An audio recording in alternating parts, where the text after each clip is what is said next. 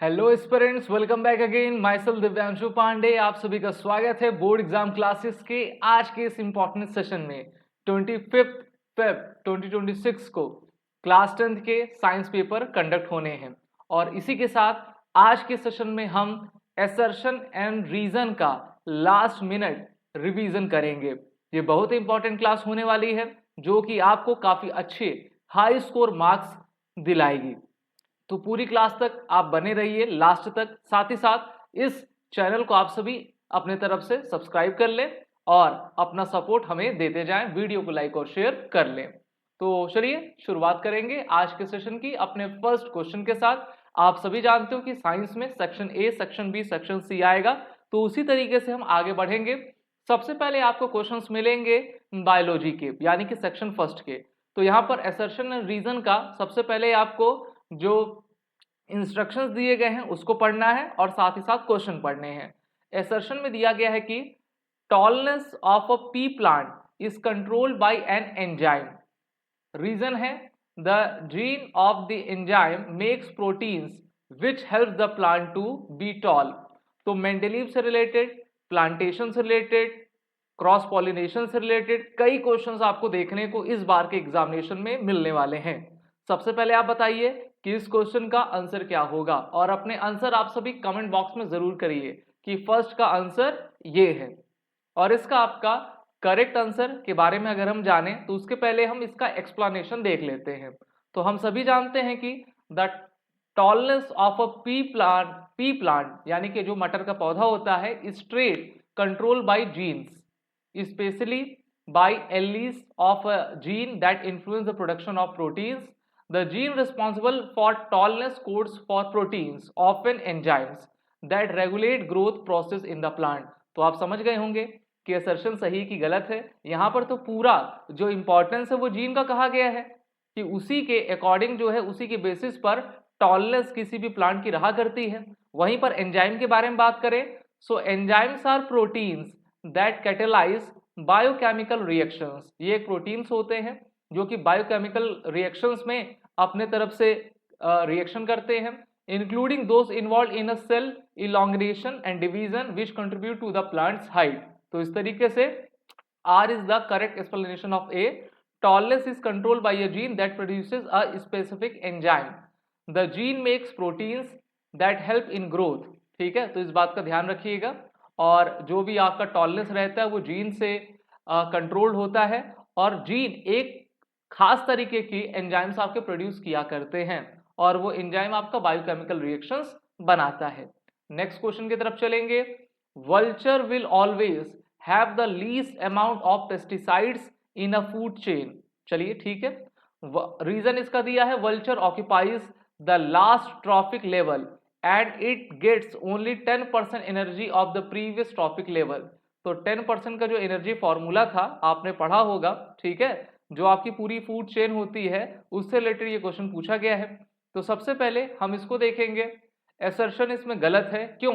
Vultures top trophic level have the maximum pesticides due to biomagnification not least. तो सबसे ज्यादा होता है, कम नहीं होता, इसीलिए असर्शन आपका गलत हो गया। They receive only 10% energy from the previous level, और आपने 10% लॉ तो पढ़ा ही होगा, तो 10% आपका आगे बढ़ता जाता है, तो इसीलिए मैक्सिमम नहीं होता, वो आपका मिनिमम रहा करता है। तो हम कहेंगे असर्शन आपका फॉल्स है लेकिन रीजन आपका ट्रू है। तो इसका करेक्ट आंसर क्या होगा? assertion is false but reason is true। Option D इसका आपका करेक्ट रहेगा। इसी के साथ चलिए आगे बढ़ेंगे। अब यहां पर आपका क्वेश्चन पूछा गया है कि C4H8, C4H6, C4H10 are members of the same homologous series. Reason इसका दिया है कि these are the unsaturated hydrocarbon. तो क्लास 9th में आपने सैचुरेटेड और अनसेचुरेटेड हाइड्रोकार्बन के बारे में पढ़ा होगा। सबसे पहले तो आप बताइए कि इस क्वेश्चन का आपका करेक्ट आंसर क्या हो सकता है। तो देखिए, सबसे पहले हम बात करेंगे अनसेचुरेटेड हाइड्रोकार्बन्स की। So these are the organic compound consisting solely of carbon and hydrogen, जिसमें सिर्फ और सिर्फ आपको कार्बन यानी कि C और हाइड्रोजन H आपका मिलेगा। That contains at least one carbon carbon double and the triple bond. Double bond में आपका ये हो गया, ट्रिपल बॉन्ड में आपका ये हो गया, making them more reactive than saturated hydrocarbon. तो यहाँ पर जो होमोलोगस सीरीज बता रहा था कि वो डिफरेंट होमोलोगस सीरीज से बिलोंग कर रहा है, तो वो बिल्कुल गलत है और इसका रीजन सही है, ठीक है। The given compound is reason are unsaturated carbons. इसी के साथ नेक्स्ट क्वेश्चन आपके फिजिक्स से रिलेटेड है और यहाँ पर एक क्वेश्चन दिया गया है। असर्शन है कि a point object is placed at a distance of 26 centimetre from a convex mirror of focal length 26 centimetre. The image will not form at infinity. For above given system the equation this gives v equal to infinite। v क्या होती है? Distance of image होता है, u क्या होता है? Distance of object होता है, ठीक है। f तो आपका फोकल लेंथ है। तो इसी फॉर्मूले में अगर हम रखते हैं वैल्यूज को, तो चलिए ये आपका 1/26 हो गया इक्वल टू ऑब्जेक्ट, v की वैल्यू तो हमको बतानी है और ऑब्जेक्ट की आपको 26 है, यानी कि ये -26 हो जाएगा। तो ये आपका 126 प्लस 126 इक्वल टू 1/v रहेगा। तो इसको अगर हम सॉल्व करेंगे तो 2 1/13 आएगा, ठीक है। तो v की वैल्यू आपकी 13 आएगी। तो आपकी इन्फिनाइट तो कहीं से भी नहीं मिल रही है, तो इस तरीके से हम कहेंगे कि रीजन आपका गलत है, ठीक है, रीजन आपका गलत है। So image in convex mirror never forms at infinity. Using mirror formula does not give the value of v equal to infinity. तो इसलिए A तो आपका सही है लेकिन रीजन इसका गलत है। इसी के साथ नेक्स्ट क्वेश्चन की तरफ बढ़ेंगे। असर्शन में दिया है a plant grown from a cutting will be genetically identical to the parent plant. Reason इसका है the method of reproduction known as vegetative propagation involves the fusion of gametes from 2 different parents. तो काफी important question है और ये भी आपके biology से आपका रिलेटेड क्वेश्चन पूछा गया है। तो आप देख पा रहे हैं कि अभी हमने जितने क्वेश्चन किए हैं बायोलॉजी के, अधिकतर वो आपके पॉलिनेशन से, प्लांटेशन से काफी क्वेश्चन पूछे जा रहे हैं। अगर हम इसके करेक्ट आंसर को देखें और उसके एक्सप्लेनेशन को देखें, सो cutting a form of asexual reproduction, जिसको वेजिटेटिव प्रोपगेशन कहा जाता है, ये न्यू प्लांट्स को प्रोड्यूस करता है और उन न्यू प्लांट्स को हम क्लोन्स कहते हैं। आजकल तो काफी चलता है क्लोन्स, ठीक है, कि क्लोन्स बनाना है और इस तरीके से साइंस आपका बढ़ रहा है कि क्लोन्स आपके बनने लगेंगे और जैसा आप चाहेंगे वैसा बच्चा बन जाएगा। इंजीनियर चाहेंगे तो इंजीनियर बन जाएगा, डॉक्टर चाहेंगे तो डॉक्टर बन जाएगा, ठीक है। एपेस्टीन फाइल आपने सुना होगा। So that are genetically identical to the parents as they are grown from a single parent's stem, root or leaf without sexual fertilization. This method is highly effective for maintaining specific desirable trait, ठीक है। जैसी आपको चाहिए तो asexual reproduction उसका कराइए और जो भी ट्रेड, जो भी कैरेक्टरिस्टिक आपको चाहिए उससे आप उस ऑफस्प्रिंग को प्रोड्यूस करवा सकते हैं। तो यहाँ पर असर्शन तो सही है, cutting produces genetically identical plants, बिल्कुल सही।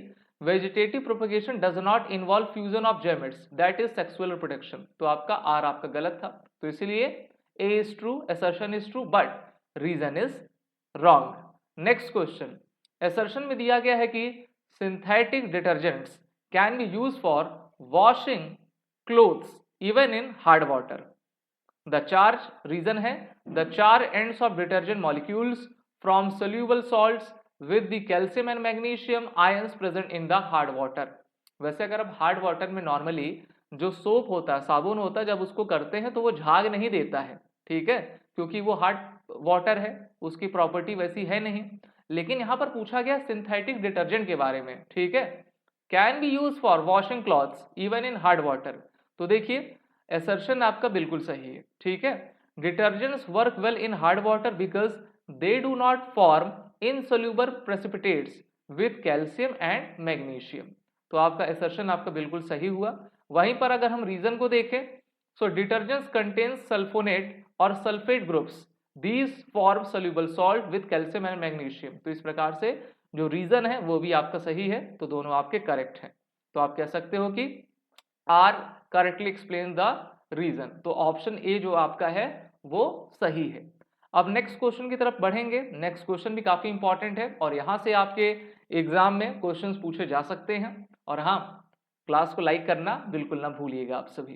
साथ ही साथ इसका अगर हम क्वेश्चन पढ़ें the transmission of a nerve impulse across a synapse is a chemical process.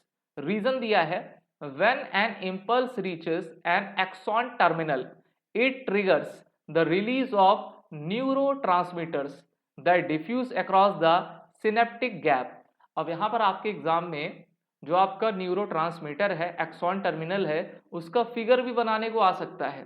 तो सबसे पहले तो हम उसको देखेंगे और इसके एक्सप्लेनेशन को देखेंगे, फिर हम जानेंगे कि इसका आंसर क्या रहेगा। सबसे पहले मैं इसको बड़ा कर देता हूं, इसको आप देख लीजिए। सिनेप्टिक ट्रांसमिशन आपका कैसे हो रहा है, ठीक है। यहाँ पर सिनेप्टिक गैप आप देख पा रहे हो, ये प्री सिनेप्टिक और पोस्ट सिनेप्टिक का एक गैप है। इसी के साथ एक्सॉन टर्मिनल को आप यहाँ पर ब्लैक कलर से उसकी बाउंड्रीज को देख पा रहे हो। न्यूरो ट्रांसमीटर्स आपके हो रहे हैं जो डॉटेड डॉटेड हैं, और इसी के साथ नर्व इम्पल्स जो है वो आगे बढ़ता जा रहा है, ठीक है, न्यूरो ट्रांसमीटर रिसेप्टर के थ्रू।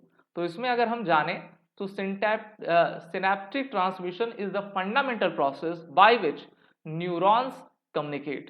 ठीक है, ये एक फंडामेंटल प्रोसेस है जिससे आपके न्यूरॉन्स होते हैं वो आपस में कम्युनिकेट करते हैं और केमिकल्स को ट्रांसफर करते हैं, इलेक्ट्रिकल सिग्नल्स को ट्रांसफर करते हैं स्पेशलाइज्ड जंक्शन के साथ, जिसको सिनेप्स आपका कहा जाता है। So synaptic transmission is a chemical process. Neurotransmitter are release and diffuse across synaptic cleft. So R correctly explains A assertion। तो आप कह सकते हो option A is right. Next question की तरफ चलेंगे। The genetic makeup of the father gamete determine the sex of a human child. कितना simple सा क्वेश्चन है, आप तो आंख मूंद के कह दोगे यस, बिल्कुल सही है। रीजन क्या है, the human mails have 1X and 1Y sex chromosomes while females have 2X chromosome. बड़ा ही सिंपल सा क्वेश्चन है और मेरे ख्याल से मुझे इसका एक्सप्लेनेशन भी बताने की जरूरत नहीं है, लेकिन फिर भी आपके लिए मैं आपको इस फिगर को दिखाना चाहूंगा, ठीक है। देखिए एसर्शन रीजन बिल्कुल सही है। रीजन एसर्शन को आपका बताता है, जब भी हम मेल जेमेट्स को देखते हैं तो मेल के पास हमेशा एक्स और वाई क्रोमोसोम होता है और फीमेल के पास सिर्फ एक्स होता है, ठीक है। ये मेल के ऊपर डिपेंड करता है कि उनका जो हेरिडेटरी होगा, बच्चा होगा, वो गर्ल होगी या फिर आपका बॉय होगा, ठीक है। उसमें फीमेल की कोई भी भूमिका नहीं रहती है। और अगर आपके एग्जाम में डायग्राम बनाने को आए तो आप इसको बना लीजिएगा, ठीक है। जब क्रॉसिंग आपकी हुई, अगर एक्स वाई हो गया तो मेल आ जाएगा, एक्स वाई आपका हुआ तो फीमेल आएगा, अगर एक्स एक्स हो गया तो वो हमेशा फीमेल ही रहेगा, ठीक है। इसी के साथ आगे बढ़ेंगे। नेक्स्ट क्वेश्चन डायमंड से रिलेटेड है। Diamond is use N abrasive for cutting glass. Diamond का इस्तेमाल ग्लासेस को कट करने के लिए किया जाता है। While graphite is used an lubricant. Graphite का यूज ल्यूब्रिकेंट में होता है, चिकनाई वाले उसमें। रीजन क्या है, diamond has a rigid 3 dimensional tetrahedral structure. अच्छा, while graphite has a hexagonal layered structure where layers can be slide over each other. तो ये बात तो बिल्कुल सही है कि जो हमारे डायमंड्स होते हैं वो सबसे टफेस्ट आपके मेटल हैं और ये 3 डायमेंशनल टेट्राहेड्रल्स स्ट्रक्चर के रहा करते हैं। तो आप कह सकते हो कि both are correct and R explains correctly the assertion. तो इसलिए ऑप्शन ए आपका सही हुआ। नेक्स्ट क्वेश्चन की तरफ चलेंगे।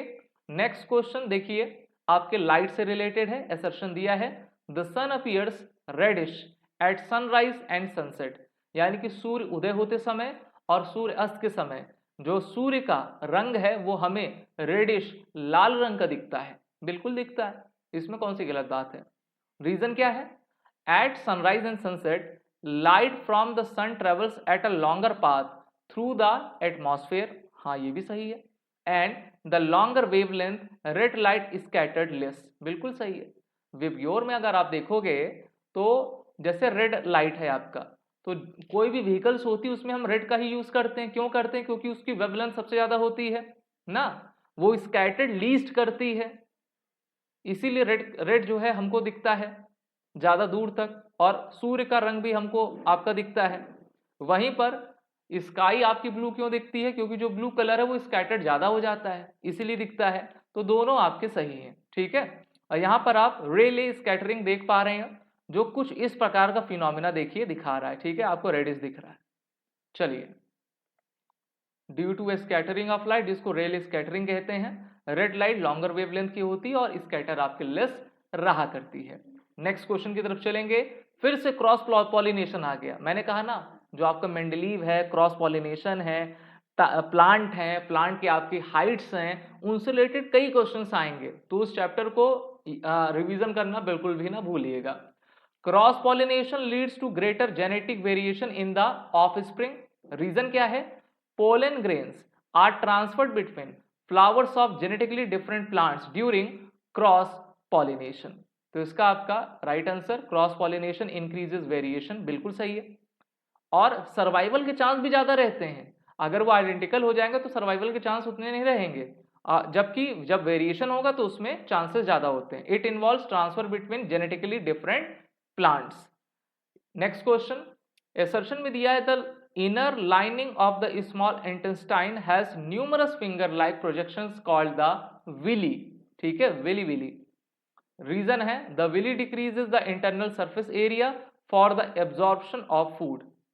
अब ये ह्यूमन डाइजेशन से आपका रिलेटेड है, हमारे स्मॉल इंटेस्टाइन से संबंधित है। विली, विली की सबसे पहले मैं आपको फोटो दिखाता हूँ, इमेज दिखाता हूँ। ठीक है, आप देखिए विली आपका होता कहाँ पर है। तो ये बात तो सही है कि विली जो है सरफेस एरिया को आपका इंक्रीज कर देता है। आपने इसको देख लिया है।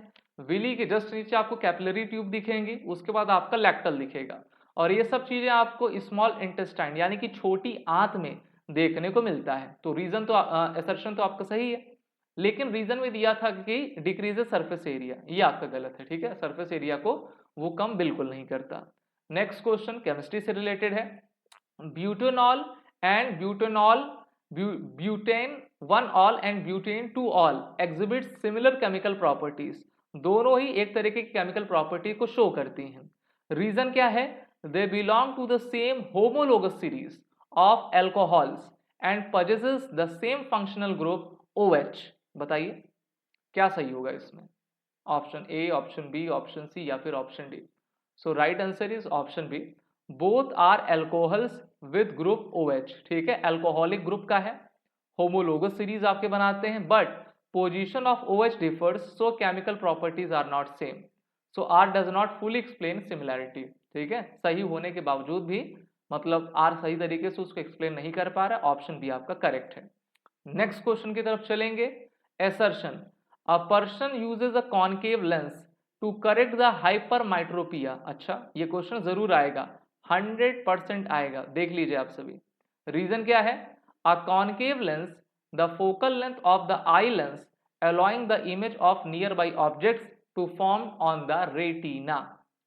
अब देखिए, ह्यूमन आई से रिलेटेड क्वेश्चन तो जरूर आपके पूछे जाएंगे। हाइपरमाइट्रोपिया हो गया, मायोपिया हो गया, किस लेंस से वो ठीक होता है ना, उसमें कौन से आपके कैरेक्टरिस्टिक रहा करते हैं, ये सभी क्वेश्चंस पूछे जाएंगे। हो सकता है कि वो एमसीक्यू के फॉर्म में पूछ ले या फिर एसर्शन रीजन में पूछ ले। एसर्शन रीजन में अगर हम पूछेगा तो इसमें कह रहा है कि कॉनकेव लेंस का यूज हाइपरमाइट्रोपिया को करेक्ट करने के लिए होता है, जो बिल्कुल गलत है, क्योंकि hypermetropia is corrected using a convex lens not concave lens. पहला तो ये concave lens is use for myopia. ठीक है, so R statement about concave lens is incorrect in this context, so option D is right. आगे बढ़ेंगे हम सभी। Next question आपके फिजिक्स से दिया है और लेंस से दिया है। अ convex lens has a focal length of 20 centimetre is placed in front of an object 10 centimeter. The image form will be virtual and erect. For a convex lens, when the object is placed between the optical center and the principal focus it forms a virtual and erect image. सबसे पहले तो आप इस question में क्या कर लीजिए कि अपने कॉपी पेन आप सभी उठा लीजिए। ठीक है, कॉपी पेन आप सभी उठाएंगे तो आपको सबसे पहले यहाँ पर लेंस का फॉर्मूला लगाना पड़ेगा, और लेंस के फॉर्मूले को आप लगाएंगे तभी आप इस टाइप के क्वेश्चंस को सॉल्व कर पाएंगे।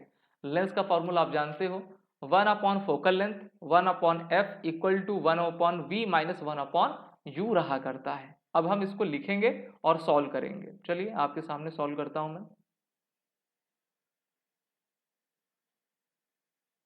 यहाँ पर जो इसके वैल्यूज दिए हैं उसको हम लिखेंगे, 1 अपॉन 20 इक्वल टू v की वैल्यू बतानी है, और u माइनस में होता है, आप सभी जानते हो। चलिए इसको सॉल्व करते हैं हम सभी।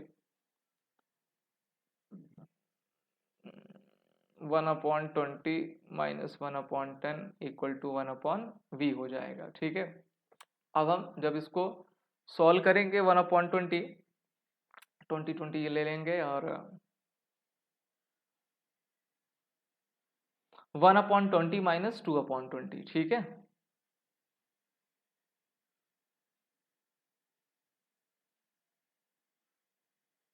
तो यहाँ पर अगर हम v की वैल्यू देखेंगे तो हमको ये -20 देखने को मिलेगी। ठीक है, और -20 सेंटीमीटर देखने को मिलेगी v की वैल्यू। अच्छा अच्छा, अब क्वेश्चन आपसे क्या पूछा है कि the image form will be virtual रहेगी, इरेक्ट रहेगी। अच्छा, for a convex lens when the object is placed between the optical centre and the principal focus it forms a virtual and erect image. देखिए, अब ये जो हमको value मिली है v की वो -20 सेंटीमीटर मिली है। इसका मतलब क्या है, negative value of v image is form on the same side as the object, virtual image. तो for a convex lens when object is placed between optical centre and a focus the image is form. तो image कैसे बनेगी, सबसे पहले तो वो virtual रहेगी। ठीक है, क्योंकि माइनस में है, सेम साइड ऑब्जेक्ट की बन गई है तो इसलिए वो वर्चुअल रहेगी। दूसरा वो इरेक्ट रहेगी, सीधी खड़ी रहेगी। और तीसरा वो मैग्नीफाइड रहेगी। समझ में आ गई बात। तो इसलिए आप कह सकते हो कि असर्शन आपका सही है, साथ ही साथ रीजन भी इसको करेक्ट एक्सप्लेन किया करता है। ठीक है, इसको आप सभी लिख सकते हैं। और हाँ, मिरर का फॉर्मूला, लेंस का फॉर्मूला दोनों आपको पता रहे। रेटिना से रिलेटेड, ह्यूमन आई से रिलेटेड क्वेश्चन जरूर पूछे जाएंगे, तो इसलिए आपके दोनों सही थे।